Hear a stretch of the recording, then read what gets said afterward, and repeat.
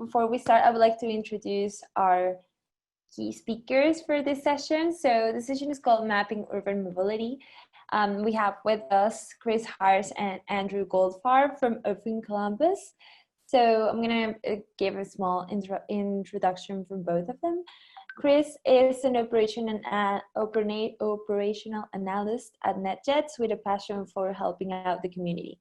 Chris gravitates towards civic tech issues in transportation due to his background in aviation. He has an MBA from Ohio University. Andrew Goldfarb is a business analyst for software consulting company HMV and member of the Open Data Columbus Brigade in Columbus, Ohio. After jumping from civil engineering to tech, Andrew has been looking to marry these two interests and find new interests and interesting ways of using data for civic impact. So welcome, Andy and Chris. Thank you so much for being here and for hosting this interesting chat. Yeah, thanks, Sophia. I'm going to keep my video off because my internet connection is being a little bit spotty right now. So I think it'll prevent me from dropping out, if that's okay. Don't worry, awesome. Okay. All right.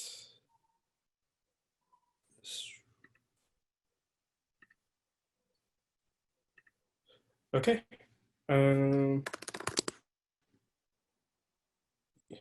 Present here. All right, is my screen visible? Yeah, perfect. Okay, cool. So thank you for the introduction. Like Sophia said, my name is Andrew Goldfarb. I'm from Columbus, Ohio in the United States. I'm a former civil engineer, switched into the tech world about 2.5 years ago. And I'm currently working as a business analyst. So now any of the interests that I had with civil engineering are more just hobbies. And I'm a regular biker around the city of Columbus, which is what ultimately inspired my idea for the project I'm going to talk about a little later. So I'll start by introducing our group that Chris and I are here representing.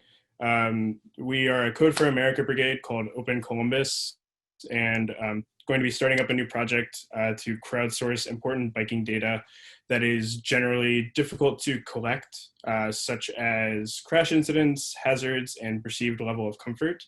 And why it's important that that's coming from Open Columbus is this is a civic organization that spun up out of a hackathon in 2018 by our group founders, and they were focusing on one project. And after that, they decided to organize a little bit more formally, and they created a group that meets regularly and is focused on building open source applications that provide open data by and for the residents of Columbus, which is important because a lot of data relating to government happenings is sometimes difficult to access.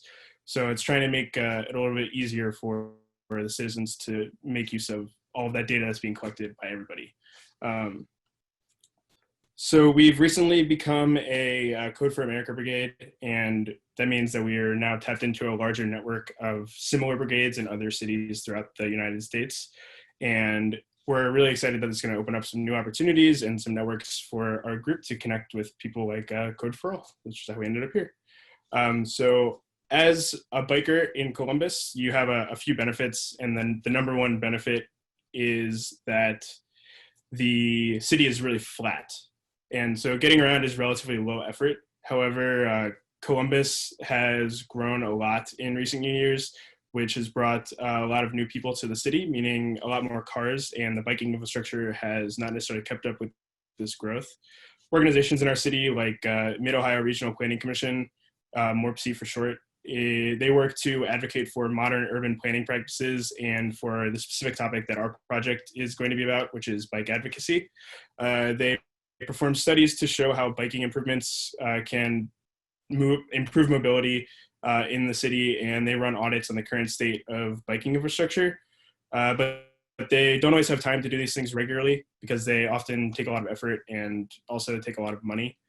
which drives a lot of government projects. So our brigade is hoping to provide a tool to crowdsource some of this biking data at a larger scale than is currently possible and at a faster rate to improve the reaction time for projects coming from MORPC and from the city of Columbus on these issues like biking infrastructure, and hopefully maybe unearth some previously hidden information that is not always visible when you're doing a long form study that is time boxed.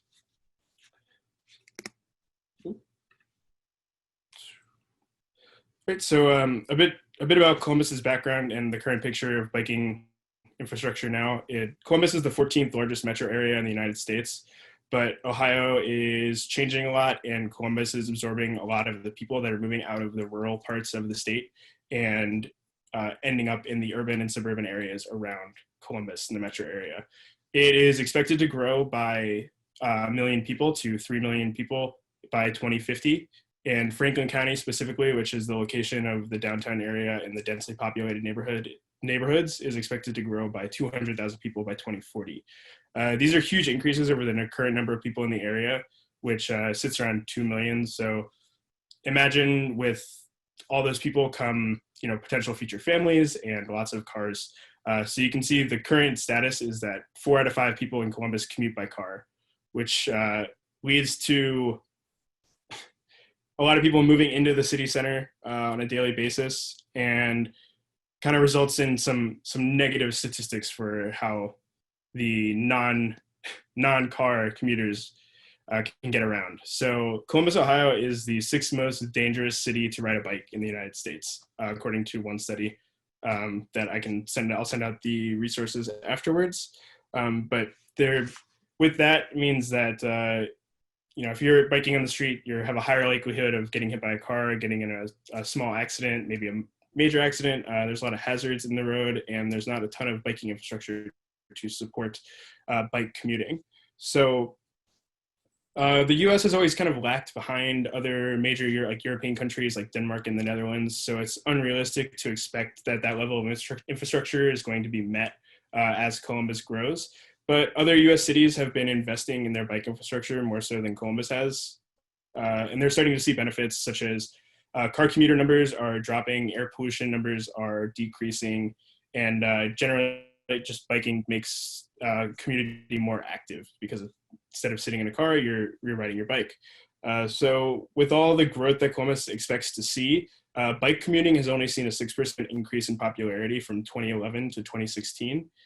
And the city is becoming more dense and there's more jobs, but why is this number not increasing at a higher rate? Similar sized cities like Indianapolis, Indiana has seen a 17% increase, and Louisville, Kentucky has seen a 52% increase over the same time frame. So the thought and the hypothesis of this project is that people in Columbus are intimidated and scared by the lack of infrastructure, that there's not a lot of comfort to want to change up how they're commuting and risk potentially getting in an accident on a daily basis. So we're proposing to provide them with a tool or a map similar to Google Maps to plan out a stress-free way of getting from one place to another while riding their bike.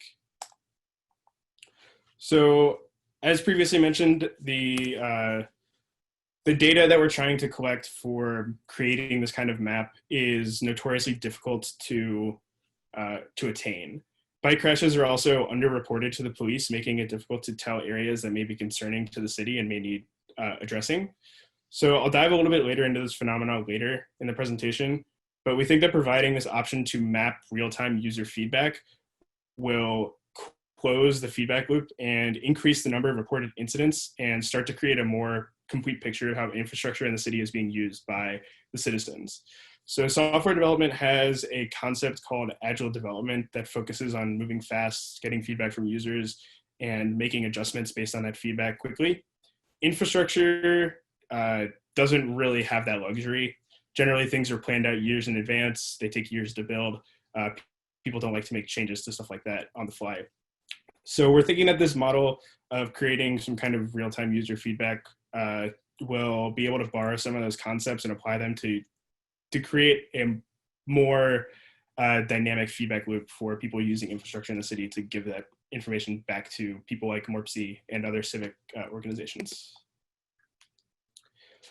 Just to, so here's a little background on, math and comfort is something that is very perceptive, or is like perception based, and is kind of a soft science. So I learned to ride a bike when I was really young, and I took for granted that everyone's guardians taught them how to ride a bike until I watched 4 of my adult friends learn to ride a bike for the first time in the past 3 years. So now I kind of look at my 20 years of bike riding experience and compare it to their newly found skill. And I think that there would be a major gap in what kind of biking I would be comfortable doing and what they would be comfortable doing on a day-to-day basis. And maybe not, but going forward, I'm going to assume that that would be the case for anybody new learning to ride a bike. They might feel like there's a significantly higher barrier of entry to riding in an urban environment than someone confident in their bike riding ability. They might not know how to use the correct hand signals. They might not know how to ride at speed near other moving objects or avoid hazards safely while they're in the road. If I were a new bike rider, a child or a teenager, I or my parents probably would not view bike commuting to work or school as a real viable option in a place like Columbus, because there's not a lot of safe infrastructure and there's no tools readily available for me to map my planned route based off of the level of safety of the current roads. So it's a lot harder to plan for something when you are working with old information, or even worse, with no information. So if I perceive that my only option is to ride in a high-speed street next to a lot of cars, why would I want to start my day off with that much stress in the morning when I could just hop in my car and join the other 80% of people in my city that are commuting by cars? So there's actually a technical term for this called the level of traffic stress. And it might be a big hurdle preventing casual bikers, like somebody who lives within 5 miles of their workplace, but doesn't want to wake up and have to fight traffic on a bike, risking their potential injury. And it could turn them into a regular bike commuter if we're able to drop that level of traffic stress. So I'm going to show a short YouTube video on somebody who is an experienced biker in New York City, and show just how stressful it can be riding in an urban environment, even if you're an experienced biker. And you just remember a quick tech thing. Just remember to click on, when you share your screen, it says sharing computer audio on the left side, like bottom left. So we can all hear your... Is the audio for the video not coming through? It hasn't started yet. But we won't listen to it unless you have that selected. So what you can do is you can stop sharing your screen and share it again, and make sure you click on that. And that this is like a small checkbox at the bottom left. Share computer sound? Yes. Okay. And then you can share again, and that's it. Great. In the bike lane. Can't believe you're busting my balls. I'm doing the world a favor riding my bike. It's pouring rain out here. Doing the world a favor. Yeah, look at this. Look at these assholes. Look at this guy. Double parked right here in a bus lane. You're not giving him a ticket. Valid and guilty, not guilty. Everything you need. What's the fine? So you're a bicyclist, so it's anywhere from $10 up to $130, depending on your record. But it's a bicycle summons. It's a bicycle summons for not riding in a bicycle lane. You know, Lower. The red light comes.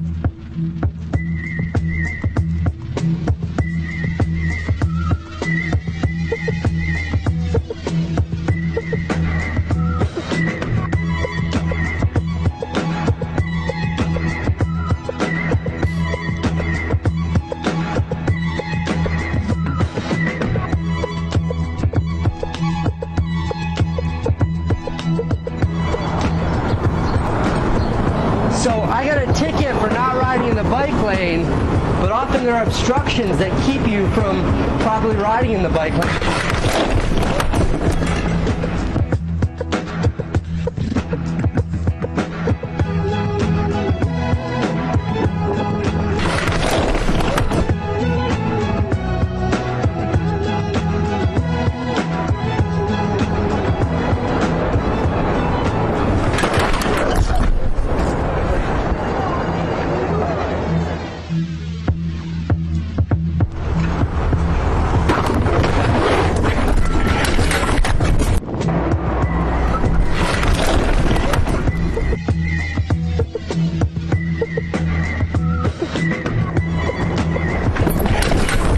listen up. As you've been hearing on our show. All right. So you can see that it's pretty, even with the bike lane, and if you're experienced, you still might be running into issues if the bike lane is not protected or properly isolated from the regular flow of traffic. So even as cities think about implementing this infrastructure, they need to be thinking about how to enforce protection of this infrastructure and having it be used as it's intended. So a little bit deeper on the level of traffic stress rating, because it's going to be a major factor in how we report back ratings people are giving on their routes for our planned application. And you can see here that there is 4 ratings. It goes from 4 being the most stressful to 1 being the least stressful, where 4 is going to be someone riding in the same lane as a car at high speeds on a busy road, and 1 is going to be a completely separated and protected bike lane. And you can even see in this graphic that they do a good job of representing who is really going to be the key audience for each of these if it's the only thing available in your city. So for level 4, you can see it's somebody on a high-speed road bike that you can assume probably has a level of experience and comfort riding in a street. But as you trend towards 1, you can see the intended audience it turns into a family with a child and a baby, which is significantly different. And you would not expect those people to be riding in a street that has an LTS of 4. So there's that organization that we mentioned earlier, MORPC, is a civic organization that has commissioned one of these studies for the streets of Columbus. And the city of Portland, Oregon also has run a similar assessment of their streets. So let's look at a little bit of their maps. So you can see Columbus on the left here, Portland on the right. They are using the exact same rating that we just went over for level of comfort on their city streets. And they're even using the exact same visual encodings. So they're using green for really friendly to bikers, yellow for mildly friendly to bikers, blue, and they're using blue in Portland and these blue dotted lines in Columbus for dedicated bike lanes, and red for not friendly at all. So if you look closely, and I know these are a little bit difficult to see with all the different lines going on, so I'm going to zoom in a little bit directly to the city centers of each city. That Portland has a significantly higher number of green streets and blue dedicated bike lanes than Columbus does in their downtown. And this is the best area in Columbus for highest density of green and dedicated bike lanes. So it's almost, and this is just an observation, but it's like almost 2 to 3 times as many streets that have a green rating. So Columbus has a ways to go on their level of comfort ratings. And this map is from 2016. So the data they collected is from even earlier, and it might even be out of date at this point. Columbus has been changing. So maybe they've made some improvements to the infrastructure and new roads have been built to route cars away from these busy arterial roads, freeing up space for bikers, but it's a bit difficult to tell because the data is so out of date. So what if we could cut down that time from data collection to map creation, and we could maybe speed up the transformation of the biking infrastructure in Columbus to resemble Portland by aiding our professional civic organizations in the city that are working on these tough problems? How much time could we actually cut out, and what are they currently doing? So let's see kind of like a rough estimate of what the current process looks like. So let's say that the city of Columbus decides it wants to commission a study on the biking level of comfort for 2021. They will first need to put together a proposal and get the funds in order. Then they will need to either create a team or hire a third party. The team running the project will need to determine how long to run the study and what data to collect. They will need to have specific areas identified that they want to assess because they only have so many people on the team that can really spend time to gather this data. Once they do that, they'll review some existing maps, update them with new infrastructure changes. They'll run their survey, assess that survey, analyze all the data, create a new map, and then they'll be done. It's going to be a really accurate map. It's going to be painstakingly crafted by these experts, so it'll be extremely useful immediately after it's done, but its usefulness may wane as the time goes from the creation of the map to when it's used maybe 4 or 5 years down the line. So it will have taken a long time to create that data and create that map. And it might struggle from something like a small sample size because you're working with a survey being itself. Once they're done with all that effort, they're probably gonna end up taking a break and not wanting to spend the amount of effort to do that again because they just put in so much time. So right now, the one that we looked at from Columbus is from 2016. So they're already 4 years out of date. That's a long time between updates, and a lot of other decisions are being made that impact the lives and opportunities of the residents of Columbus based off of the results of that study. So what Open Columbus is hoping to do is to reduce the number of steps by creating an application that can be spread amongst the biking community of Columbus to start to collect that real-time feedback on crashes, important dangerous hazards to be aware of, and a rider's level of comfort on their route on a regular basis. So as I mentioned earlier, bike crashes are notoriously underreported because they're often not resulting in serious injuries.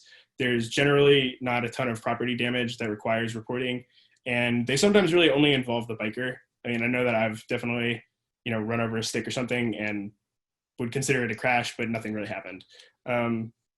So luckily, while serious crashes are not really common and they are really highly likely to get reported to the police because somebody's injured and they need to go to the hospital, these unreported incidents of just general hazards, small crashes, and specifically things like level of comfort are things that when they're mapped, we think can provide some hidden insight into emerging traffic trends and traffic patterns for bike mobility before something bad occurs at some point in the future. So how do we think this really helps with getting these goals reached? Well, one of the main goals that we have for this project is to reduce the amount of effort required to report the incident. So even for small ones, by shortening that feedback loop between the riders and the city, we think that it will increase the amount of data and the amount of responses that we'll get on how people are biking and how they're using bike infrastructure. I performed an online survey of 44 people in Columbus, and the results showed that about 40% of those respondents didn't even know how to report an incident if they needed to, which is bad for data collection to understand common traffic patterns. But it is even worse in the case of a serious crash. They would not know what to do, and they'd be relying on somebody else to help them out if they're with somebody, and even worse, if they're alone, they would not know what to do.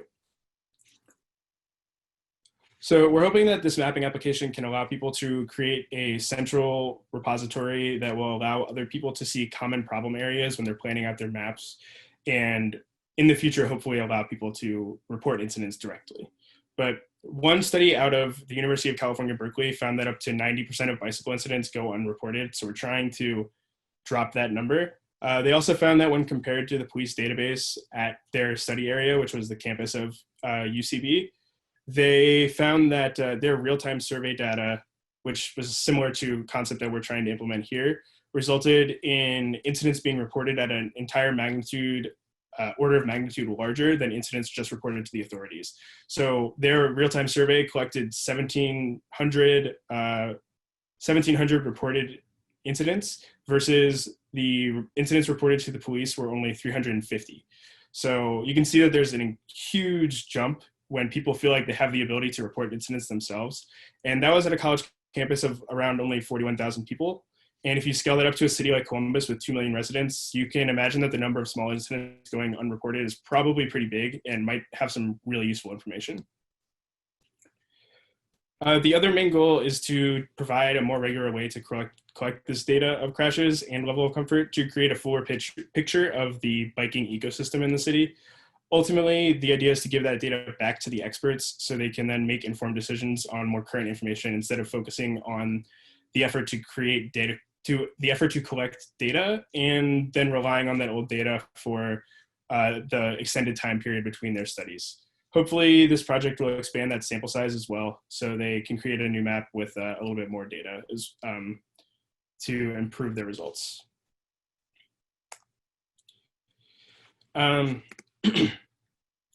So this isn't an entirely original idea, as you saw from the study at UCB, but it does build on a number of existing applications and concepts that are already out and being tested. So there's an existing handful of resources that are available nationally. The best one that is really a model for our concept is bikemaps.org. It is a web application that allows you to report your own incidents wherever you're at. But it does rely on it having wide adoption in your city. And they're decentralized and they're located in Europe. So they're trying to do a lot at once, which is really good. But we're trying to focus a little bit more granularly just on our city, hoping to build up usage. We're also trying to expand that concept a little bit more to include this level of comfort rating and allow users to provide a little bit more insight onto how they're feeling on a regular basis for their infrastructure. Google Maps also is a good example of something that tries to give you the highest level of safety, but they're really doing it on a numeric way, basing it off of speed limits on streets, access to bike lanes, and the number of lanes in a road. So it doesn't actually give you any insight into how people feel when they're riding on the routes they provide. And one of the more comprehensive studies that we found that compiles this crash data is New York Vision Zero. And that was a study commissioned by the city of New York, and they collected crash data throughout the entire 5-borough system and have a really comprehensive map of where their most common hotspots of crashes are and what they're seeing in their traffic patterns. It's a good model for what we're hoping to do, and we're hoping to work with the Columbus-specific organizations like MORPC.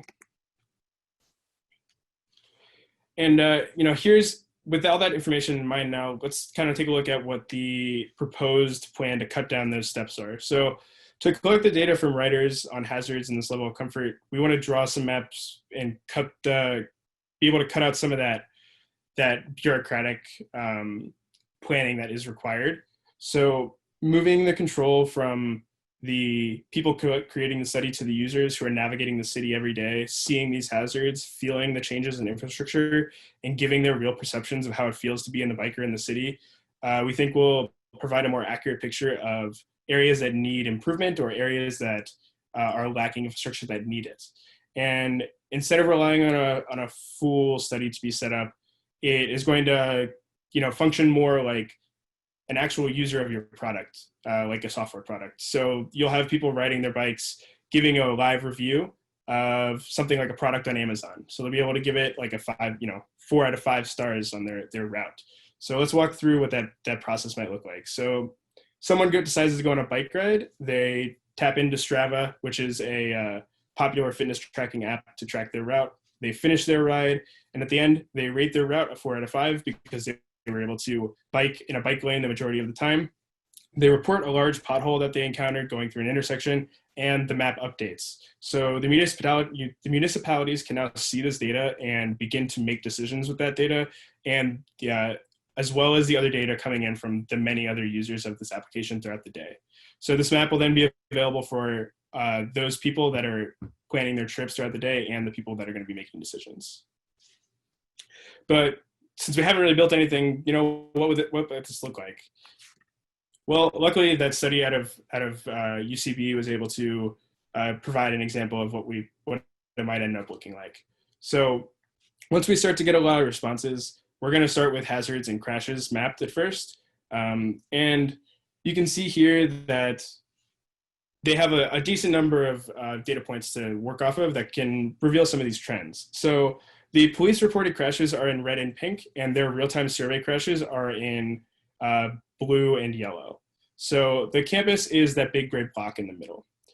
You can see that as soon as the bikers start to get off campus, there's a lot more crashes, and they tend to get reported to the authorities probably because they're a bit more serious because they involve more cars. And you can see in the middle on the campus area and to the east, I believe, that there's a lot more just hazards and unreported crashes. So what they actually found is that all of these crashes and hazards that are reported on campus and off campus, almost, the on-campus reports didn't overlap at all. They were basically 2 completely separate data sets between the police database and the real-time survey database.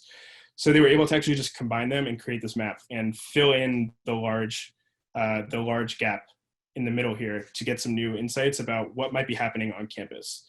So maybe some of the trends that they will be able to see is that as people are riding across campus, they might be running into students that are walking, or they might be running into on-campus vehicles or something when they're not expecting a car. And it's not that wild to think that people might be running into each other, and these crashes are not going reported, because at University actually ended up banning bike on the main green space because there were too many crashes where bikers were running into people walking across the campus because they were not paying attention. So you would never be able to tell that kind of report, because a lot of the time those don't go reported, and without something like this real-time survey, then we would just be kind of walking in the dark, going by accounts and hearsay on how often these things are occurring. So the current plan is to build the MVP of the application to begin collecting data on these crashes and these hazards at first, because it's the easiest thing to get organized into a clean data set.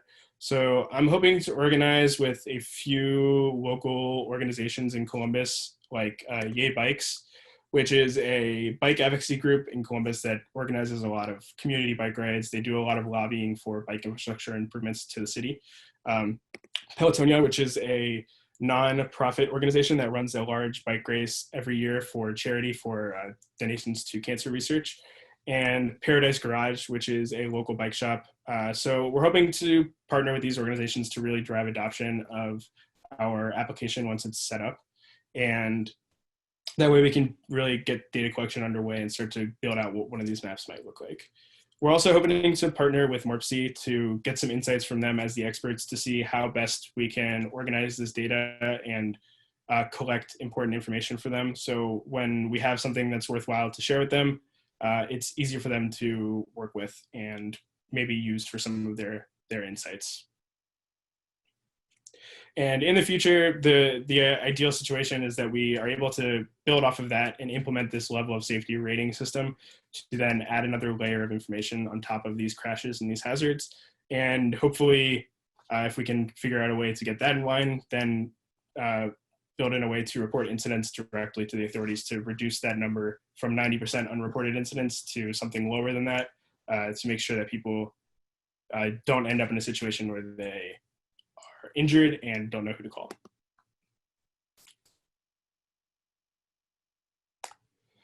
Right, there are a few things that we think can be mapped and analyzed by introducing this type of civic tech application to our community to help improve the mobility throughout our city for everybody.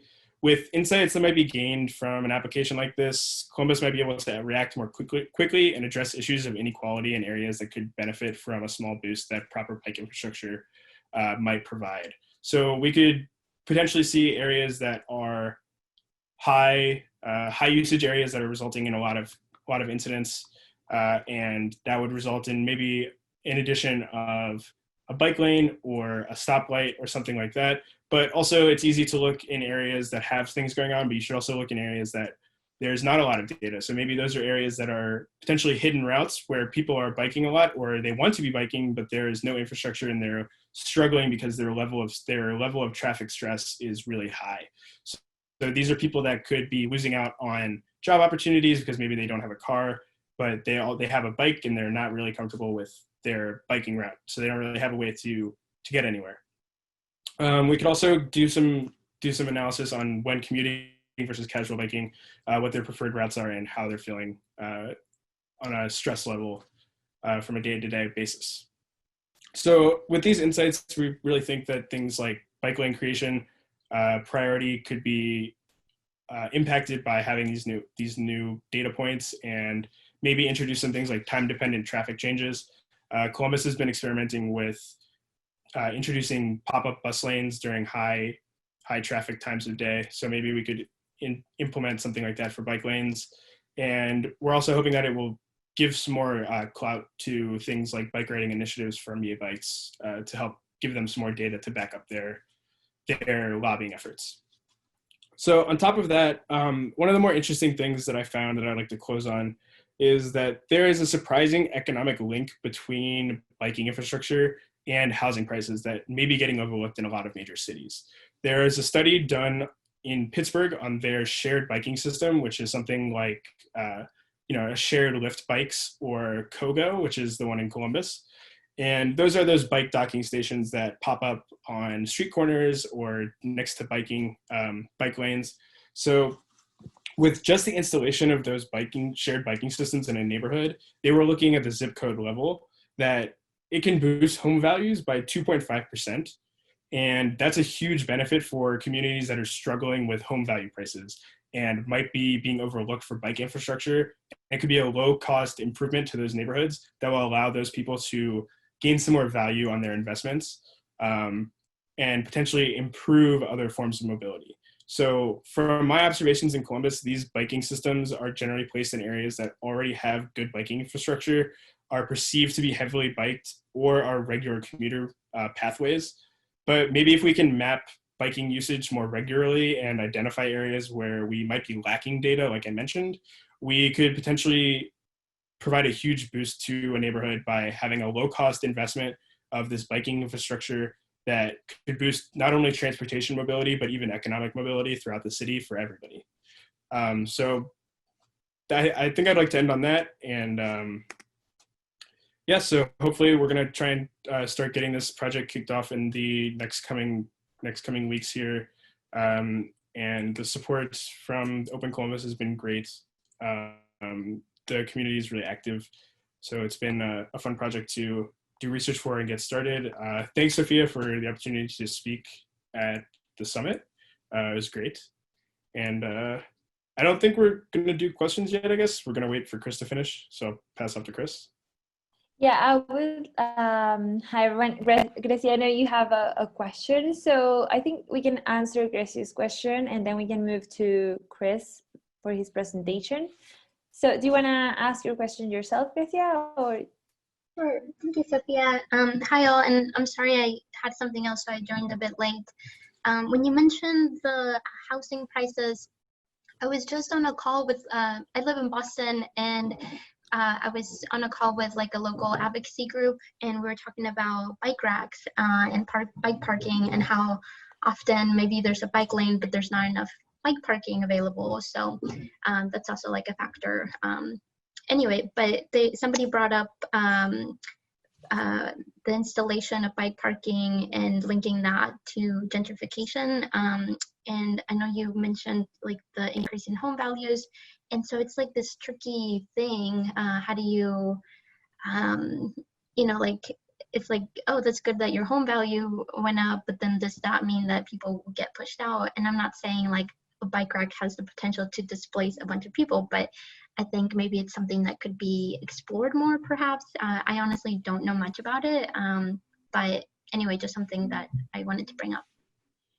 Yeah, that's a really good point. They actually mentioned that in the study as well, that there is that risk of the gentrification effect by implementing these kind of things. So the study was aware of that aspect. I also don't really know that much about how it could be impacting something like that. So I don't necessarily want to speak on it, but yeah, that's a really good point. It's something that they mentioned as well. Okay, thanks. Thanks, Andy. So if there are more questions, you can put them in the chat and we go through them after Chris' presentation. So Chris, are you able to share your screen or do you want me to do it? I believe I should be able to share my screen. Let's do a quick check. Can you awesome. see my screen now? All right, Yeah. Awesome. I'll go into presentation mode. Like Sophia said in the beginning, I'm Chris Hires. I work for an aviation company, and I came about urban mobility because I have a common value in safety. In aviation, safety is everything. Without safety, we don't have a business in aviation. So very much like in urban mobility with sidewalks, safety is a big deal. People trip and fall, they hurt themselves, but it goes beyond that with sidewalks. I feel like it's a very foundational level to mobility. If you're in an aged person, you may need different mobility needs or infrastructure for your sidewalks versus a mom with kids in strollers versus somebody who is using a wheelchair or a scooter of some sort. Everybody has so many different needs with their mobility. It's a very dense topic, but safety brought me to this conversation, and I was also interested in civic tech. So as Andrew mentioned, that I apologize, I'll go back. So like I said, this is a large impact. It impacts everybody. It also impacts access. The City of Columbus got a grant in order to help improve the child mortality rate. We had a high death rate in a neighborhood, and they did so by using transportation, providing the women the access to transportation so they could go to the doctors on a more regular basis. So access is everything, and I think sidewalks play into that access so that, you know, if your neighborhood is heavily reliant on a bus stop, that you have sidewalks that go to that bus stop. So there's a lot of reasons why you can and should be interested in sidewalks, I believe. So I will repeat some of what Andrew said, but we began as a group at a hackathon, and that was related to the Smart City grant. We just have a community that's very civically oriented. From that, we created, I think we started as Open Data Enthusiasts, and I will say that this starting process was very long, very imperfect. When I joined the group, we selected the problem about sidewalks probably close to 2 years ago, and we did a very little bit of work analysis around data that Morpsey had provided us. They put it on our, we have a repository of open data sets through the Smart Columbus organization. And we just kind of tinkered for about a year, and then all of a sudden we started growing some more interest around it, and we started forming a bigger group. We did some more exploratory analysis, and from there we were looking at several different options. I will talk to most of the presentation about Project Sidewalk. This is the presentation or the platform that we chose to partner with in order to map our sidewalks. In general, we wanted to route a specific route according to somebody's mobility needs in Columbus. So we chose this platform because it was easy to learn. You're looking at a Google map interface, and you're tagging the problems that you'll see. It's very high level stuff right now, but it's got a great team of researchers out of the University of Washington that they're very responsive, they're very helpful. But as we've learned, it's not that great for routing, actually. But it is great for analysis, and it's quick, it's very cost effective, it's very easy to learn, like I said. Excuse me. They had also done some initial work with machine learning to where they could ingest a corpus and, excuse me, a corpus of data and output what they thought was the problem or what was present in a picture. So that also highly interested us because, as Andrew was talking, we don't want our data to get stale. So as we are fortunate enough, excuse me, our city has been able to afford high-tech scanning, but most cities won't be able to do that. So we feel the work that we're doing is great for advocacy, as well as helping other smaller cities approach the same problem in a very cost-effective way.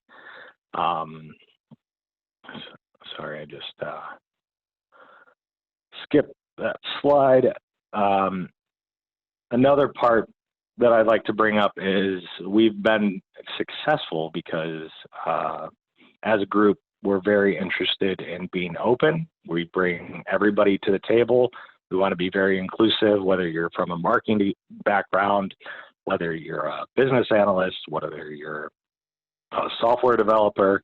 We always try to go out of our way to say thank you, recognize people on LinkedIn or Twitter, whatever have you. We are always doing these mapping parties in a big group. Currently, we do them on Zoom, but we used to do them in person prior to the pandemic, and we'd all sit back and enjoy a beverage and get to know each other, talk, create some camaraderie. Somebody had a job concern, or they were looking to get into tech. We were very supportive, and we pulled resources for people to get them engaged and along their journey. We also handed out swag. We have buttons that we made. We have stickers that we made to just kind of like try to continue our engagement and to continue mapping.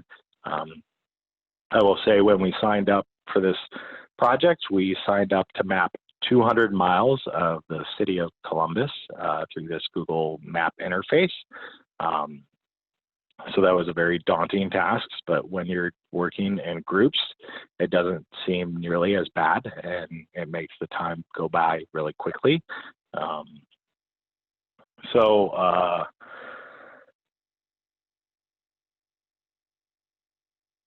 We do, and the last point I'll make here is we do try to balance all of this with not overloading our volunteers, because we don't want to do this every week. We actually created a cadence of just once a month. The group also meets once a month for just general project updates and maybe roadblocks. So we're aware that, you know, we don't want to overtax and burn out people, so that we continually reach our goals as part of the 200 miles. So along this way, we've created some interesting partnerships, and I think this is a good point as you're creating a civic tech project to bring up.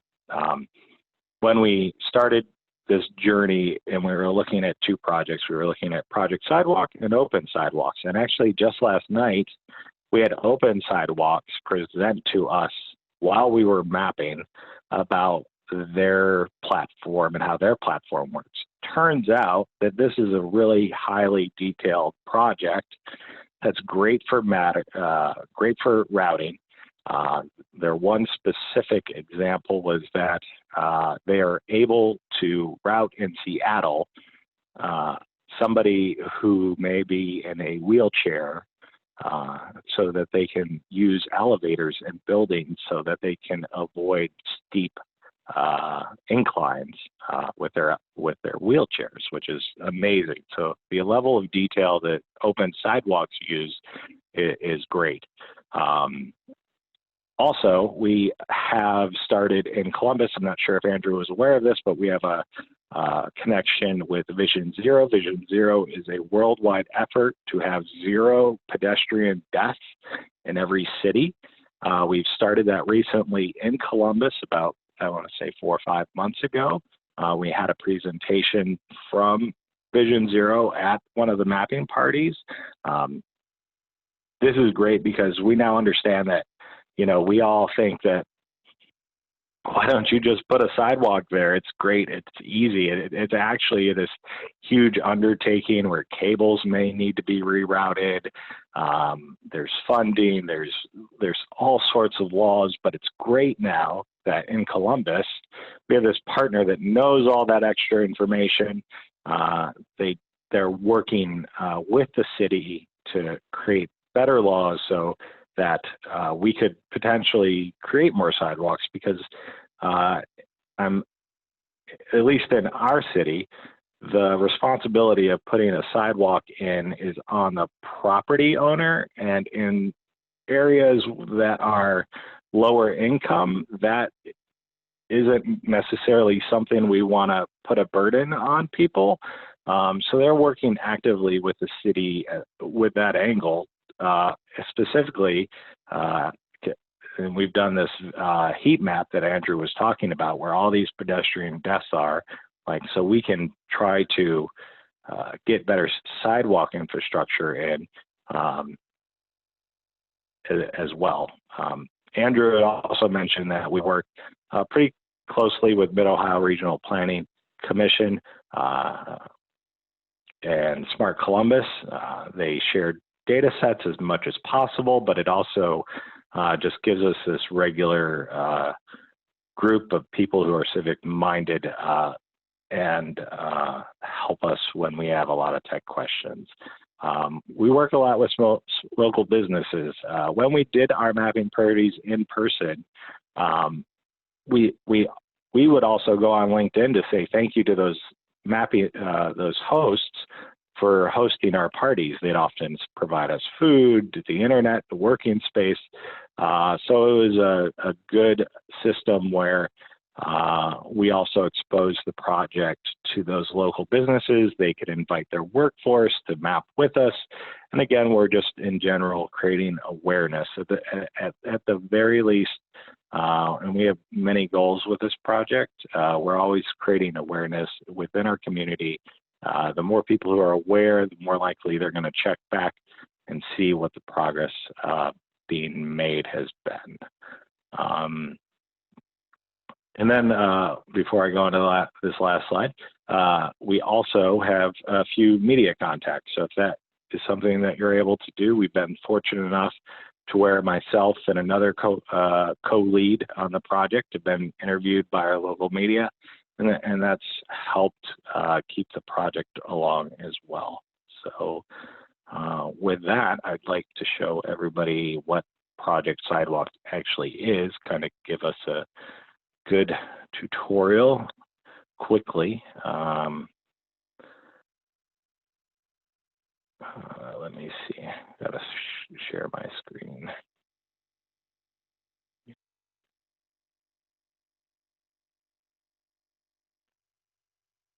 Oh, apologize, one moment. All right.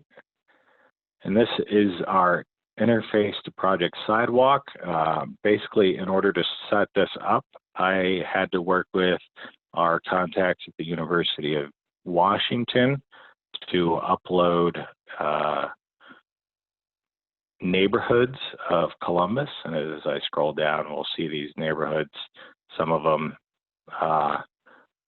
that we've worked on.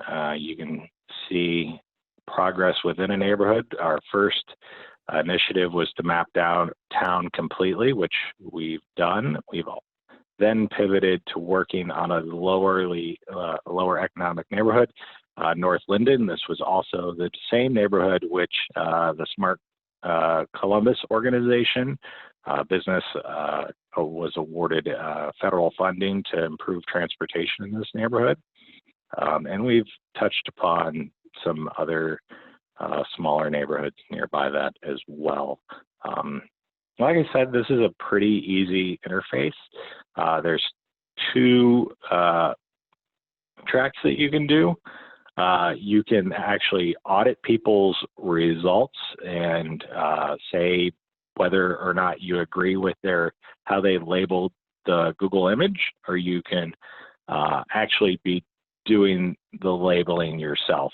And I will mention, just before I go into that. They're in a number of cities. They are looking to expand. They're in Seattle, Washington, D.C., Mexico City, San Pedro Garcia, Mexico, and Newport, Oregon, which is very exciting for them. They're looking to expand pretty rapidly. So with that, let's explore Columbus really quickly. And once this loads, hopefully quickly, so my internet connection's good. All right. Just prompts you and lets you know you're going to be exploring North Linden. And as you navigate the map, you just move forward, and as you see issues or items like a curb ramp, you mark them. This curb ramp points directly to the other curb ramp. It's got a friction strip, which is great. Also label and rate the opposite one the same, because it's got a curb ramp or a friction strip as well. I'm going to also mark right prior to that there's no sidewalk here.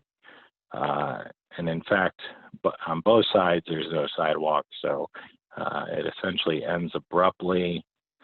So I'm unhappy about that. And again, on this side, it ends abruptly, and I'm unhappy. Basically, you're on this journey. You follow this red line down here. And so you just move forward. And you can just pretty easily navigate through this interface. We can see I would label, again, no sidewalks here, more curb ramps to label. If many instances, you can label a surface problem. Maybe there's cracks in the sidewalk. Maybe there's temporary construction. Maybe it's just, maybe these ramps aren't here and it's just missing a curb ramp. It's all pretty intuitive and easy to learn, and that's I really like the project for that. It's also, like I said, they've done some machine learning to where they can predict whether or not the picture actually has a curb ramp. And the idea is that once they have a high confidence level in their machine learning algorithm, that people will just be auditing these results.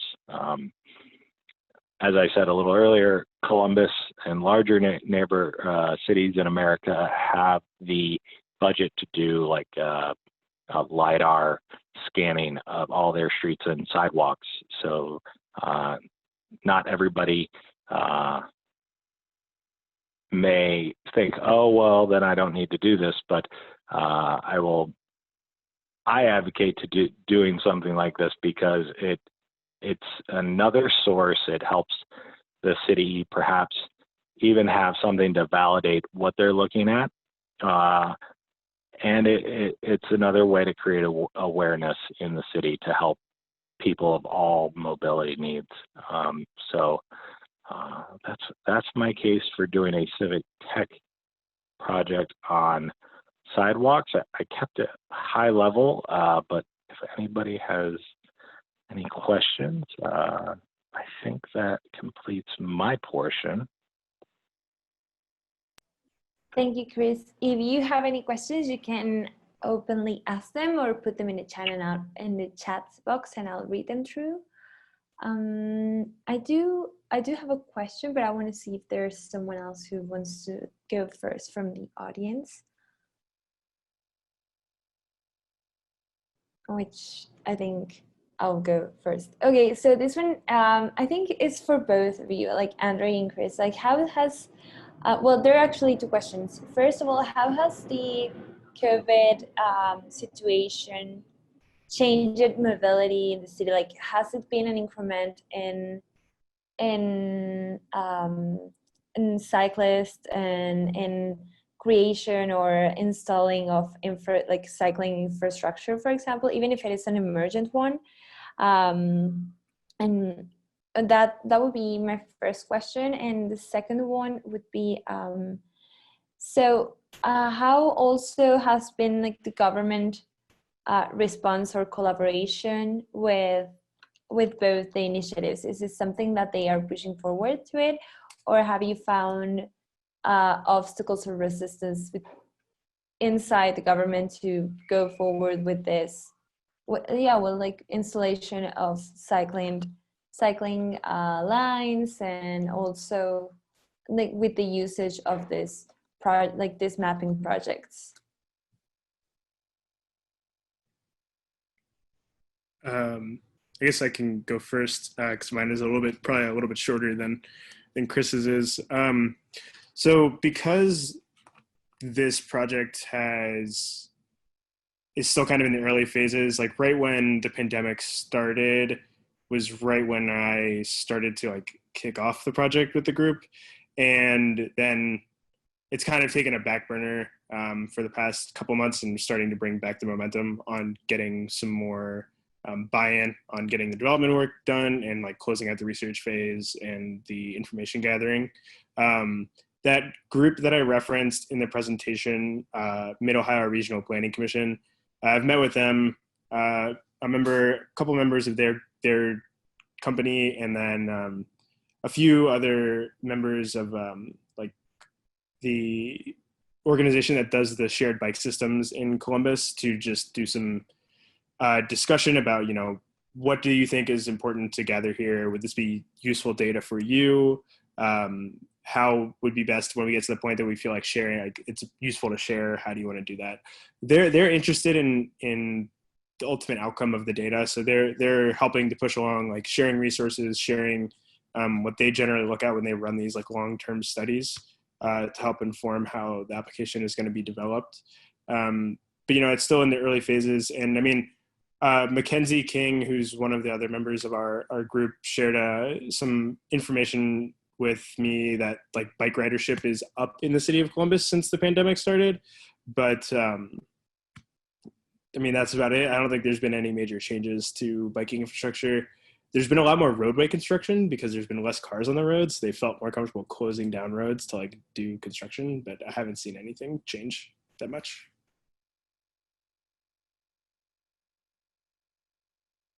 And I'll add to that. So with our partnership with Vision Zero, they had a committee, a community committee, and our co-lead, Dean, and I'll mention Dean. Dean's been great because Dean was personally affected by his mobility when he broke his ankle and was forced to use one of those scooters. And the man's very passionate about helping with people route appropriately to their mobility needs. Well, he is now on a committee with Vision Zero because they were open to us helping. Like they saw us as a partner. And generally, as we go further into this, I think with our connections with the community, with other sidewalk projects, we become ourselves subject matter experts so that we can push for change, that we're not just coming in as, a citizen and like, oh yeah, change the sidewalks. We're not yelling. We actually know some background information. We know people in the city government. We know our laws. We know how they work. And we want to leverage a lot of these tools. So I think when we talk to our partners in the city, that makes them more receptive because we're actually pretty well informed. As far as the COVID situation goes, I think that generally we're not doing mapping parties in person, but we've been able to seamlessly transition online. So that aspect of it hasn't really changed our progress. As far as mobility in the city, many people have thought that it would be wonderful to be able to somehow create routes to where that you're walking in one direction on a sidewalk so that you are able to keep proper social distancing. But I believe I read an article that people are walking more within their local neighborhoods. I don't know how much they're traversing the city, but I definitely think people are walking more as they're staying home. And yeah, that's all I had. Do you have any other questions? Well, not on my side. But John, you have a question? Go. Yeah. All yours. Thank you. First of all, thanks for the presentation. It's been really interesting. I really enjoyed it. But my question was, and I think this might be principally for Chris, but do you notice any noticeable trends in where in cities are getting the most reporting for like sidewalk mobility? And I guess the part of that would be for Andy is that something you could foresee for what you're planning to do where like certain parts of the city get better reporting and more frequent feedback from bicyclists than other parts, and how you would maybe combat that if it is a problem? Thanks. Yeah, I think that it is a topic that is, with so many tools out there, that's going to be easily or more easy to analyze. I know that with our city doing LiDAR, like that's just a huge leap forward, and we're fortunate enough to be able to do that. But with so many other options out there, I think that it just lends to the idea that more people are interested in it, more people realize how important it is to have sidewalks that could potentially meet many people's mobility needs. Now, this is an interesting thing that we talked about last night. Not all people in a wheelchair have the same preferences of mobility. Some people want a very wide curb ramp. Some want it very short and very with friction strips. Some don't want the friction strip, and it goes on and on and on. But I think just generally being a part of the conversation, and I'm sure this lends a bias to me, I think that more people are looking at it and trying to understand it, but I don't have a specific example for you where I can say, yes, reporting has gone up and therefore accidents have gone down, or more people walking, the sidewalks have gone up. But it's a good question. I think I know I'll write it down and be prepared for that next time I have to talk about it. Apologize I wasn't able to give you a clear answer. And then I guess turn it over to Andrew. Yeah, so that survey, that small survey that I ran when initially gathering some research for this idea, it did kind of even start to that neighborhood bias kind of did start to show itself even there. The majority of the neighborhoods that were responding to people the majority of people in these neighborhoods that was responding were in more higher income neighborhoods than lower income neighborhoods. They were on a specific side of the city versus versus another. So it's definitely a concern as far as gathering data goes. Something to be aware of while we're planning this out when we're initially trying to get the data set set up. But I'm hoping that like Chris keeps mentioning, luckily we've established a number of good community connections with some groups in some just nonprofit groups such as Yay Bikes, and then also these other government and government adjacent organizations like Vision Zero, which I'll have to get with Chris about that because I didn't know that we were partnering with them, see if there's anything that we could improve with their resources and their guidance, as well as organizations like MORPC and stuff like that. So hopefully with those organizations like being supporters of our projects like that, they'll be able to help us alleviate some of that potential risk of bias in our data sets, because they're doing this advocacy all over the city. They're not targeting specific neighborhoods. They're trying to get ridership up everywhere. So hopefully going to lean on their experience and help. Thank you. And then Gracia had a question. You want to go? Thank you. Thank you all so much. Yeah, I had a question for either Chris or Andy. I was wondering about perceived safety.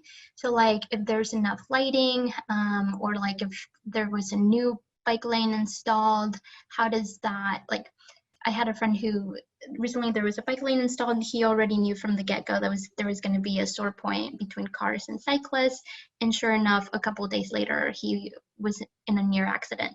So yeah, so lighting as well, and then also with sidewalks, shade, is that taken into account, like how many trees there are maybe, or like what kind of shade structures are around?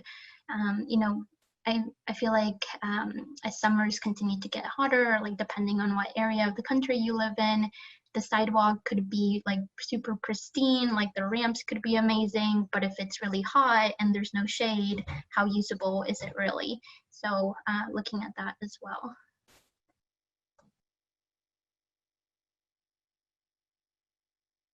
All right, so I'll take your question first. This goes back to just personal connections that I have with the city. I have a friend who's a neighborhood manager. Lighting is definitely important when it comes to safety. And in our two of our lower income neighborhoods, they are installing, one's getting LED lighting and the other is getting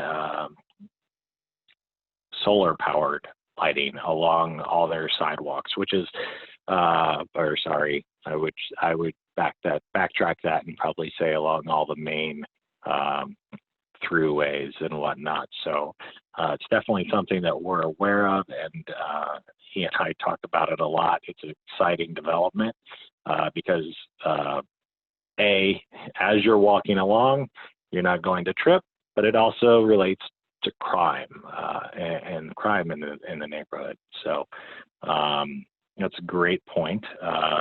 In this mapping program, we're not currently looking at lighting, but it's on the wish list. Something that we would like to do.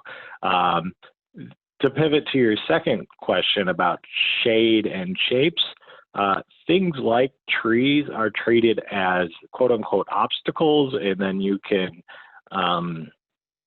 mark if the path is too narrow, and there's a standard width that we like to see.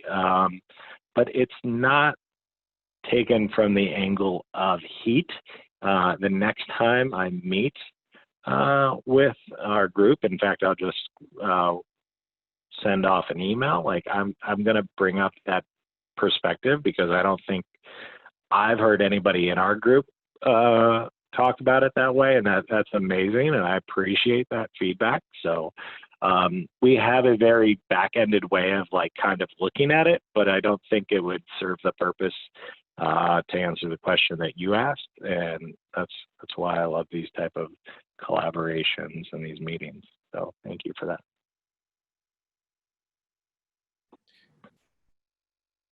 Yeah, I don't know if I can cover any more than Chris did, because I think he has a little bit more knowledge of the things about, how the city handles those types of issues a bit better than I do. I can speak to that comment of lighting for maybe like riding at night, or areas that if something new is installed and the city might think it's going to be really successful immediately, but obviously the people that are regular users know there's going to be something like your friend noticed, where there was going to be a sore point with cars immediately. I'm hoping that the aspect of being able to map hazards will include, be able to allow people to map those things and report an incident where like the lighting was really bad here around 7 p.m. I couldn't see. I almost, car didn't see me until it was around the corners. I was in its headlights. I'm hoping that the hazard reporting ability is broad enough that we can allow for those things to be included in the data set. But I had not considered something, the lighting issue or things like that prior, but hopefully we can make it broad enough that it can be included. Thank you. Thank you, Chris. Yeah, thank you, Andy and Chris. Are there any more questions? I would think we have time for one more question before we go. So if anyone wants to open their mic or ask them in the chat, I'm going to give you a few seconds for it.